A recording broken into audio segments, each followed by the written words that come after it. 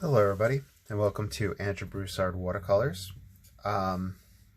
Today's a very special video. I have coronavirus. I tested positive yesterday for it. I wanted to film a video just for posterity purposes, I guess. Just so you can see, or I can see, if there's any change in my art or my approach or anything. Having this virus. I know it seems kind of silly, and I feel kind of embarrassed making this video, but that's where my mind's at right now. Just symptomatically, it's been coughing,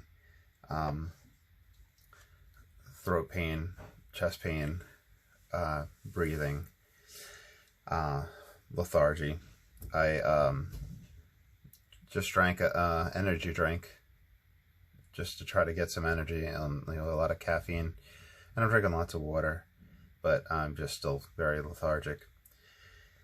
Anyway, so this is just for posterity purposes, just to see how this virus affects, if anything, my art.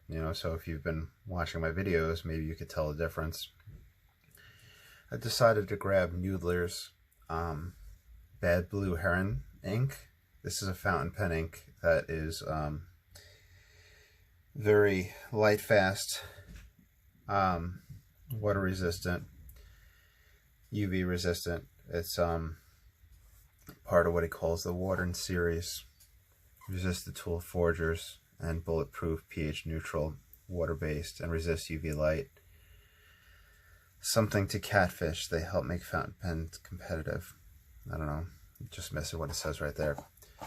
Anyway, so it's a blue, and this is one I'll review down the line when I'm feeling better. So I'm going to take the eyedropper and drop a little bit on this flower palette. Let's just grab some. That's probably all we really need. And then I have the Chinese bamboo brush. And I'm thinking that I'm just going to do the Chinese orchids.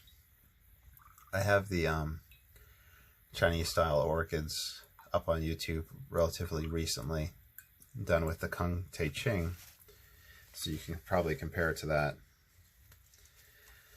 I decided to do that because it'd be fairly, short time period to do it.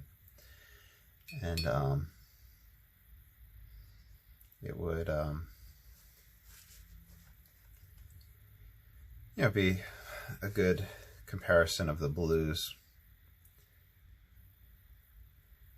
I think you can see it. Yeah, you can in the camera. I'm just kind of getting a lighter wash of it. I want to kind of get a gradient on this brush, so I'm using the paper towel to soak up the excessive water. And we'll get that light mix, and then we'll get the straight from it. So with this, I'm using hot press paper.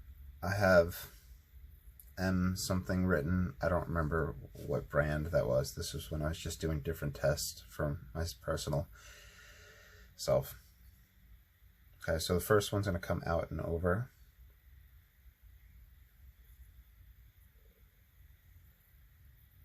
Okay, that's really beautiful, beautiful ink. That really came out really nice, that stroke. The next one is going to come up and over. This creates what the different texts refer to as the eye. They might call it the phoenix eye or the elephant eye. So I'm going to come up, and I'm going to come down to create the eye. Start here.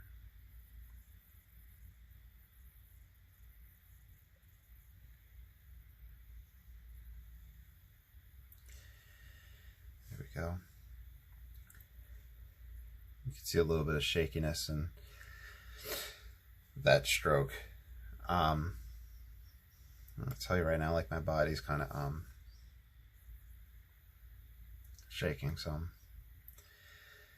The next one breaks the eye, so it usually comes up and over the other direction or up and off. The size of these, I might have gone a little too big with them. We'll see. We'll start them further down. And then we come through and break that eye. Okay. Then you can do some small strokes down here to play around with. Now we're going to create the flowers. The flowers, some texts will often talk about taking your thumb and middle finger, and that will often mimic the arrangement of these flowers. How there seems to be two petals, I believe, usually touching in the orchid, or at least in the Chinese orchids. And there's also the three other ones. Usually there's just one orchid per stalk. However, there is one type of orchid that has multiple flowers on one stalk. I think that's the one that I'm going to utilize. I'm going to play around with that just for fun. So I'm going to use a lighter mix for this. I believe that's what's usually used, just a lighter mix. I'm using the same brush. I'm going to try not to put my hand on here because you can see some areas are still wet. I'm going to work my way down.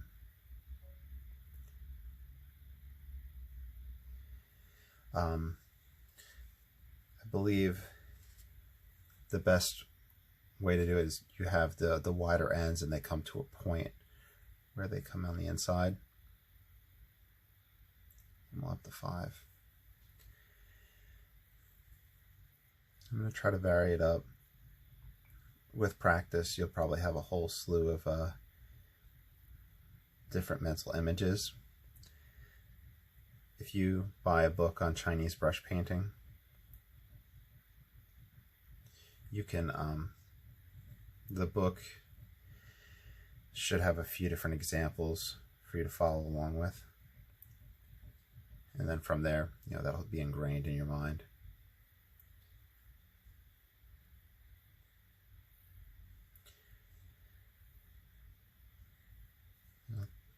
Do the stalks.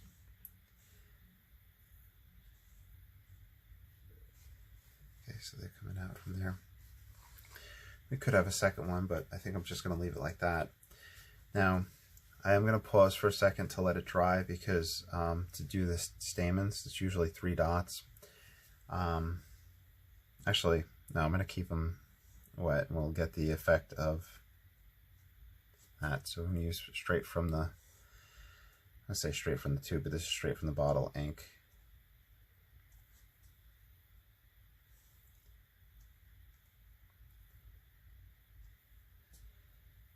My brush isn't exactly pointed.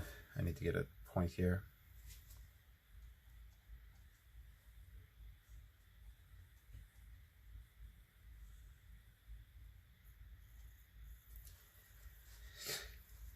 And I need to sign this in keeping with the ink.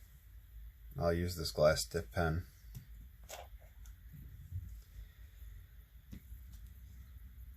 I was thinking last time it'd be nice if we do a little thing around where I'm going to sign, just to kind of give that effect.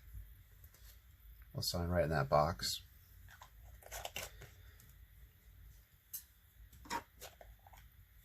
I don't know if that looks silly or not. Let me know what you think. Right, as I've been saying, I'm not really all here right now.